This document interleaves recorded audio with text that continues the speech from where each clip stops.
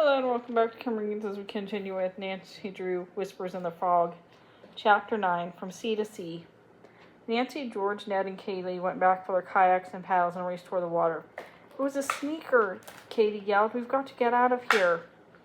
As she pulled on her helmet, Nancy stared at the azure blue sea, straining to see Jenna. She zipped the pocket flares into her wetsuit and tucked the parachute flares in the forward bulkhead as Katie had shown her. Then she put her kayak in the shallow water. Raising herself with her paddle, she stepped into the boat, sliding her feet to the foot race as she lowered herself into the seat of the cockpit. Within minutes, she felt the tide lift her and carry her quickly away from the shore. Nancy and the others paddled out about 50 yards, looking for Jenna and calling her name. There were no rocks breaking surface in this immediate area, but Nancy knew there was some hidden underwater. If Jenna had hit one of those rocks, Nancy thought she could be unconscious, or worse. We've got to reach her fast. She stroked her paddle through the water, watching for any sign. Finally, she saw something. It was Jenna's helmet breaking the surface of the wave. Then her head came up, and Nancy saw her lying on her back on the water's surface, gulping for air. There she is, Nancy yelled to the others, pointed with her paddle toward Jenna, bobbing in the surf as she skimmed over the waves about 10 yards away. The four rescuers paddled toward Jenna. No, Katie and George reached her first. Nancy struggled as she paddled against the current, but she and Ned finally arrived. How is she? Nancy called out. Is she all right? She's fine, Katie said, giving her a thumbs-up sign. Nancy turned to shore and gave Bess a wave with her paddle. She could hear Bess' cheer float across the water. Thanks for coming so quickly, everybody, Jenna said between coughs. She lay back on her surface, her life jacket keeping her afloat. You sure you're okay? Nancy asked. Jenna nodded and smiled. Well, Jenna is a real pro, Katie said.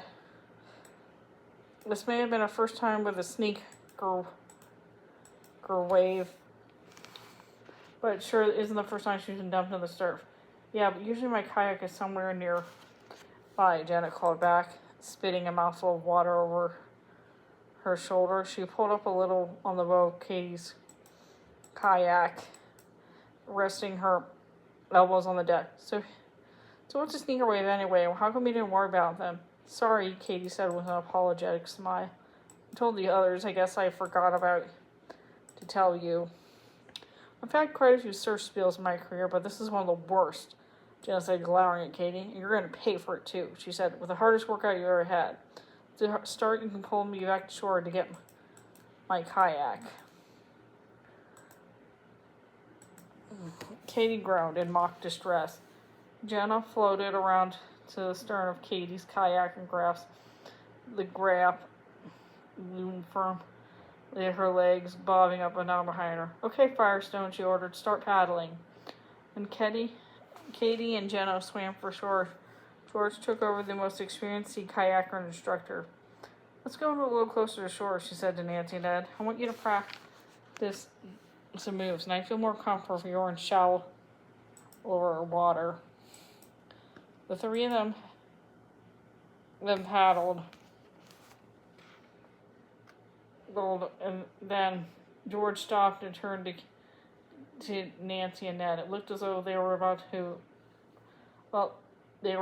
length of a football field out on the shore. You've both kayaked, George said, so I'm not going to go over the paddle strokes. Just ask if you have any questions. For the next half hour, George demonstrated how to read the waves and work some currents. She also gave them a quick refresher course on how to cover them, roll, or capsize. They practiced both the sea-to-sea and lying-back methods of recovery. Right. By the time George had finished her mini training session, Nancy could see Bess was coming to the beach once again.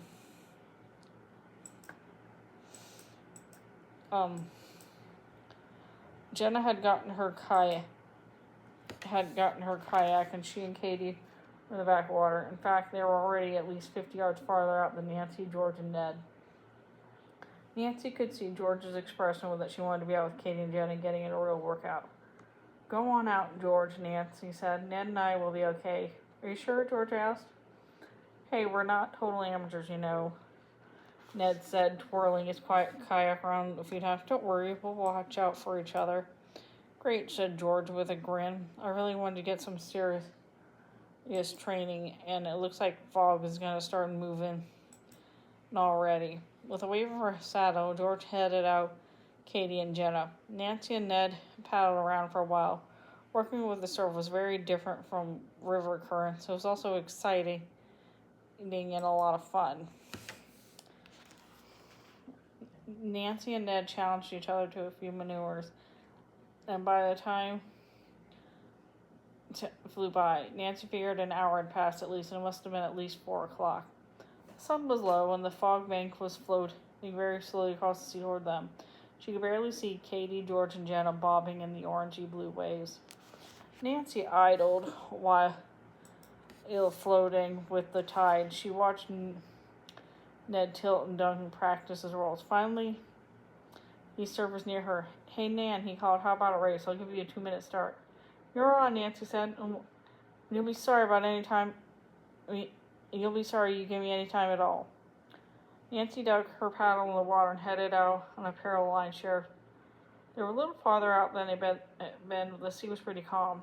She tried to see best, but Nancy and Ned had worked farther south. Large rock formations that don't seem far away were close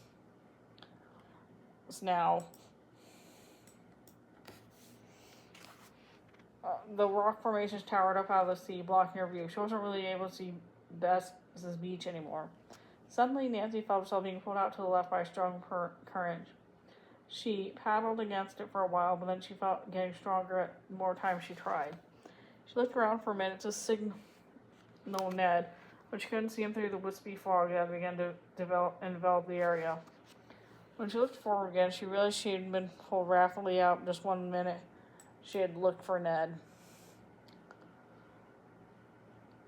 I know I'm being pulled farther out, she thought, because the rocks are getting closer. One of the rocks was huge, the size of a small building. With the light reflected at just the right angle off the water, she thought she saw a dark opening on the side of the rock.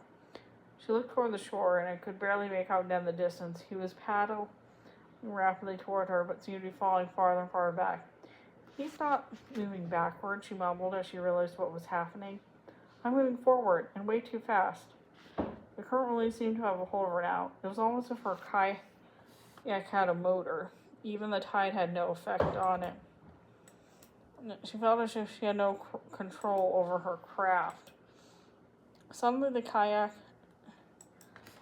listed sharply to her left. Holding to her paddle, Nancy followed Katie and George's instruction and rolled to the kayak. She used the sea-to-sea recovery maneuver, making her body to a sea in one direction as she rolled into the water, then forming a sea in the opposite direction to pull herself out of the water. In seconds, she was upright again. She blew out a mouthful of spicy water and gulped the air. It seemed to have become suddenly dark, so she lifted her goggles to get a better view. She stopped cold when she realized why it was dark. The sun and sky were completely blocked out by the enormous bulk of the huge rock tower. She was headed right toward the opening inside. Her arms flailed against the waves, but her effort was useless.